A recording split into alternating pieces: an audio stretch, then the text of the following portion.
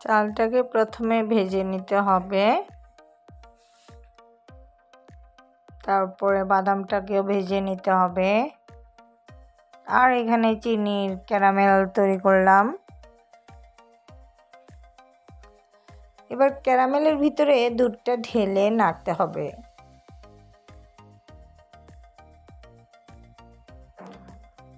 এক এক দিন এক এক রেসিপি করে খেলে আসলে মুখের টেস্টটাও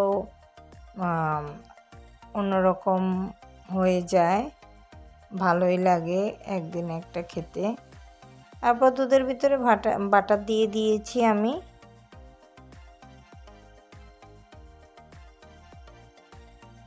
তারপরে এবারে আমি যে চাল আর বাদাম ব্লেন্ড করে রেখেছিলাম ওইটা দিয়ে দিয়েছি। দিয়ে কিন্তু ভালো করে ঘুরতে হবে।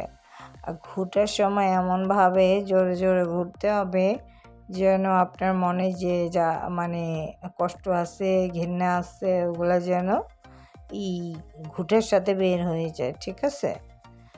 তারপরে হচ্ছে ঘুরতে ঘুরতে এগুলোকে ঘন করতে হবে। ঘন করে আর যে ট্রেতে নেবেন ওইটাতে বাটার ব্রাশ করে দিতে হবে।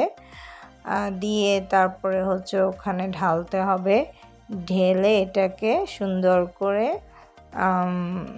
চেপে চেপে একটা এই শেপে নিয়ে আসতে হবে সুন্দর করে। তারপর আর অপচয় করা যাবে না, সবগুলোই দিয়ে দিতে হবে। তারপরে আমি দিয়ে দিয়েছি। তারপরে ভালো করে চেপে চেপে আমি সুন্দর করতেছিলাম, ঠিক আছে।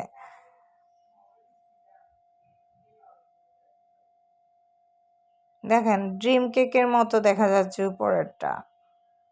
কি আমি না বললে কিন্তু কেউ বুঝবেই না এটা কি ছিল, মানে ছবি দেখে।